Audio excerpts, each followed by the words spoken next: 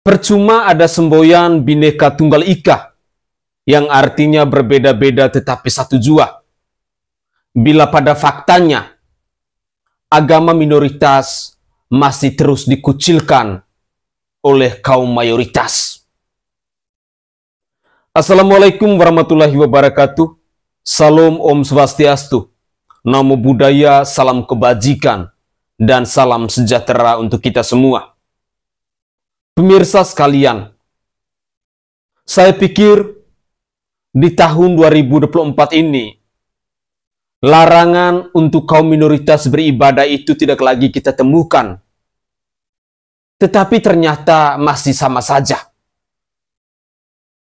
Kaum minoritas masih menjadi sasaran empuk dari kaum mayoritas di bangsa ini. Selalu diintimidasi, selalu dipersekusi. Dan video ini ingin saya persembahkan secara khusus untuk pemerintahan yang ada di Kabupaten Bogor, yang ada di wilayah Provinsi Jawa Barat. Tolong kalian sebagai pemerintah tunjukkan makna dari Bhinneka Tunggal Ika, yang artinya bahwa kita berbeda-beda tetapi satu jua. Bagaimana mungkin orang beribadah masih saja dilarang, masih saja diintimidasi, masih saja dipersekusi? Dan video ini saya persembahkan secara khusus untuk gubernur terpilih di Provinsi Jawa Barat, yakni Kang Deddy Mulyadi.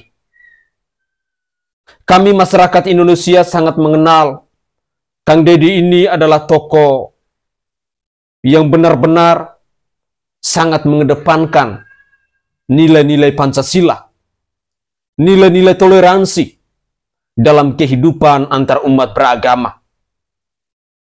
Saya berharap bahwa kaum minoritas yang ada di wilayah Provinsi Jawa Barat ini bisa diberikan kebebasan untuk beribadah. Negara Indonesia ini bukan milik dari satu agama. Negara Indonesia ini bukan milik dari kelompok tertentu saja. Indonesia ini besar karena keberagamannya. Tolonglah, mari kita saling menghargai antara agama yang satu dan agama yang lain. Jangan merasa paling hebat. Jangan merasa paling benar. Bagaimana kira-kira perasaan Anda ketika saudara dan saudari Anda kami perlakukan demikian? Sakit tentu rasanya. Tetapi kita ini hidup di negara Indonesia. Negara yang terdiri dari berbagai macam suku, ras, agama, budaya, dan golongan. Sekali lagi, kami berharap agar Kang Deddy Mulyadi bisa menyelesaikan persoalan antara agama minoritas dan agama mayoritas yang ada di wilayah Jawa Barat ini. Karena sudah sering kali kita menemukan cuplikan-cuplikan video, kasus-kasus di mana agama minoritas masih saja menjadi sasaran empuk untuk dipersekusi dan diintimidasi. Berikut ini, saya akan menyajikan cuplikan video kepada pemirsa sekalian, di mana di bulan Desember tahun 2024 ini kita masih menemukan umat Kristiani dilarang untuk beribadah, dilarang untuk merayakan Natal. Dan ini adalah contoh yang buruk yang ditunjukkan di negara kesatuan Republik Indonesia ini. Apa kira-kira yang bisa kita edukasikan kepada generasi penerus bangsa ini tentang toleransi, tentang kebebasan beragama, tentang kebebasan beribadah?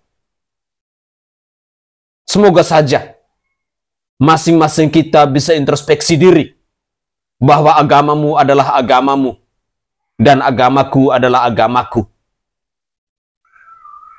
Mari kita simak bersama-sama cuplikan video berikut ini. Nah, orangnya juga beribadah bisa. Kalau tidak sebentar itu, ya silakan aja. Pak tidak bisa pasti bisa ngomong gitu. Tapi nanti kita Pak Simon, saya berharap kepada Pak Simon ada keberatan warga, sampaikan surat kepada lurah dan kapolsek bahwa kami keberatan gitu kan. Iya, begitu. Ya, keberatan dengan adanya perayaan Natal di sini. Yang kedua, Bapak bisa saja nanti menghalangi, mencegah orang datang untuk ke sini. Kenapa? Karena sudah tidak sesuai dengan aturan. Pak Simon sebagai pemerintah itu berhak wajib melaksanakan regulasi aturan pemerintah. Jadi Pak Bapak mengajarkan yang salah. Enggak, sebentar. Pak Simon pemerintah, saya bukan ngajar Pak Simon, pemerintah. Pak Simon pemerintah harus melaksanakan aturan. Oke. Jadi ini udah peraturan itu. Jangan dilarang umat untuk datang beribadah, Pak. Ini ada aturannya. Oke. Jangan gitu. Terima kasih itu mungkin ya Pak Simon kita akan buat surat. Tolong Pak Simon sampaikan ke ini kita warga keberatan. Yang kedua besok tolong itu gitu kan kita melaksanakan aturan ini gitu kan. Kalau paniki ingin harmonis sama-sama pegang aturan ini ya, untuk kebersamaan. Terima kasih karena kalau kita ngobrol terus tidak akan nyambung. Oke, terima kasih. Kita sama-sama di gereja. Yang kedua itu terkait dengan rumah dijadikan tempat ibadah, ada SKB-nya. Siapa kenal dulu dengan Menteri Agama. Yang ini tidak ntar dulu. Prosedurnya. Kita sudah ada SKTL, sudah izin, jadi sudah melapor dan kita izin semua. Oke, gitu dulu. Sekarang masalah ibadah saja. Oh, ibadah sudah dilarang. Nah, emang ini statusnya gereja itu bukan gereja, Pak. Siapa yang bilang gereja? Itu dia punya izin dari sananya gereja, tapi bukan bangunan bentuk gereja. Kak tidak paham. Bapak lihat suratnya. Gitu loh. Suratnya udah jelas gereja. Suratnya gereja. Tidak. Kita yang menerapkan ini kan nama gereja di sini. Kita nggak melarang ibadah, terserah. Ini kan beribadah. Jadi gini, bab surat gereja. Kalau rumah nggak beribadah. Lah kata siapa rumah tidak boleh beribadah? Kata siapa rumah tidak boleh beribadah, Pak? Jawab, Pak. Kata siapa rumah tidak boleh beribadah? Ya ampun, rumah saya dekat masjid loh di Ciluar itu, tapi tidak pernah melarang kami beribadah. Rumah saya dekat masjid banget, tapi tidak pernah dari pihak RT pada pihak warga melarang untuk beribadah. Kalau rumah tidak bisa beribadah, berarti semua muslim tidak bisa beribadah di rumah dong. Sama dong sama kita. Jangan seenaknya ngomong tidak bisa beribadah. itu cuma formalitas. Karena dari suratnya sana memang di mana-mana SK itu turunkan ada izinnya surat. Seperti itu. Tapi kan di rumah kan bukan gereja, dia tidak pun nulis depan rumah gereja. Yang penting kan kalau stempel kopi surat gereja Semua di mana-mana tanda nama gerejanya. Kan di rumahnya juga tidak ada tulis gereja. Gereja. Iya, makanya yang dibilang kan kalau tidak boleh ada gereja, berarti tidak boleh ada masjid, sama dong. Masjid ada, gereja tidak boleh ada, tuh gimana ceritanya? Tidak bisa beribadah di rumah itu undang-undang dari mana tidak bisa beribadah di rumah? Tadi Bapak tadi bilang tidak bisa beribadah di rumah, Ibu. Diam, Bapaknya bilang sendiri. Saya masih rekam dong. Saya mau beribadah tidak bisa beribadah, Ibu. Ya sudah, diam aja dulu. Kita tuan rumah. Kita berhak tamu masuk atau enggak, kita berhak juga. Saya tidak bisa beribadah, kita datang beribadah bukan cari ribut. Datang kayak gini ribut. Ini provokatornya sangat banyak dari kemarin. Ini kan jalan umum. Ini jalan Oh, kalau buatnya jalan raya Ibu juga jalan raya dong. Salah. Oke guys, itu adalah cuplikan-cuplikan video yang bisa saya persembahkan kepada pemirsa sekalian terkait dengan larangan untuk beribadah yang terjadi di wilayah Bogor, Provinsi Jawa Barat ini. Saya berharap bahwa Kang Deddy Mulyadi yang adalah gubernur terpilih di Provinsi Jawa Barat ini bisa menyelesaikan kasus dan persoalan-persoalan seperti ini. Kadang saya hanya mau bertanya, malu nggak ketika kalian melakukan intimidasi kepada agama minoritas yang ada di bangsa ini? Sekali lagi saya mau bertanya, malu nggak? Apakah kalian masih punya hati nurani?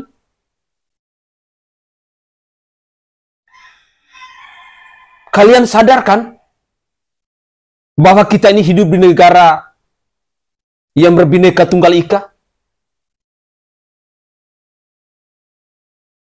Kalian sadarkan bahwa Indonesia ini besar bukan karena hidup dari satu agama saja, tetapi ada bermacam-macam agama, bermacam-macam suku, ras, budaya, golongan, dan lain sebagainya, yang membuat Indonesia ini besar, yang membuat Indonesia ini indah. Malulah. Masa kalian yang katanya agama mayoritas kok bisa menunjukkan sikap-sikap yang menurut saya tidak pantas? Kalau hal serupa kami lakukan kepada saudara dan saudari Anda, bagaimana kira-kira perasaan Anda? Jujur, kami di Provinsi Nusa Tenggara Timur ini, agama mayoritasnya itu adalah Kristen. Tetapi kami tidak pernah mengintimidasi atau melarang saudara dan saudari kami yang beragama lain untuk menjalankan ibadah mereka. Tidak pernah terjadi di NTT.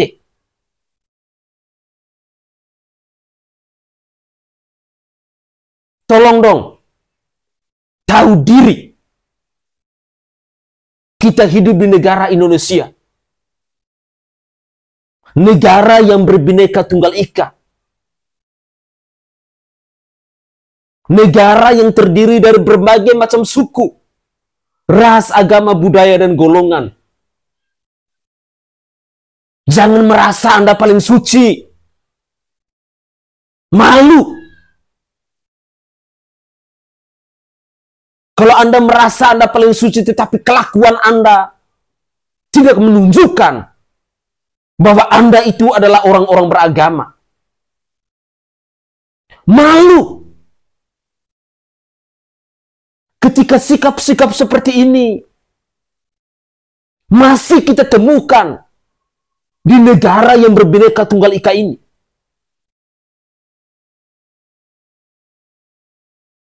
Semoga saja cuplikan-cuplikan video ini bisa dilihat oleh Bapak Prabowo Subianto, oleh Bapak Gibran Rakabuming Raka, dan terlebih khususnya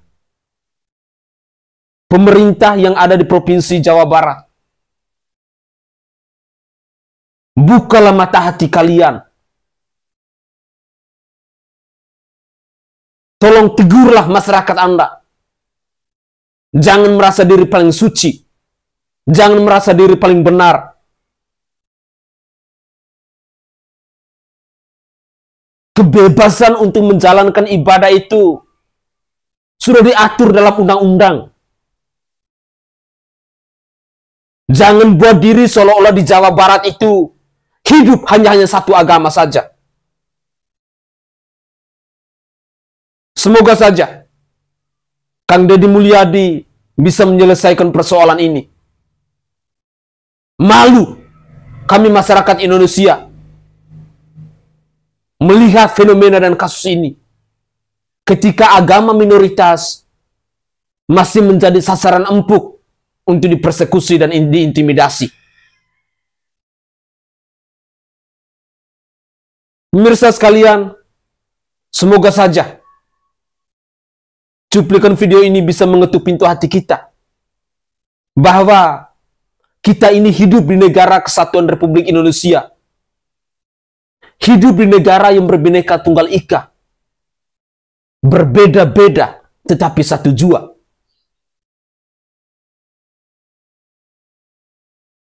Tolong tahu diri. Tolong jangan merasa bahwa agamamu yang paling benar. Semua agama itu sama di mata Tuhan. Jangan sok suci. Jangan Anda menunjukkan hal-hal dengan mengintimidasi agama lain, dengan melarang agama lain untuk beribadah dan lain sebagainya. Semoga saja kasus-kasus seperti ini tidak lagi kita temukan di negara yang berbineka tunggal ika ini. Begitulah kira-kira.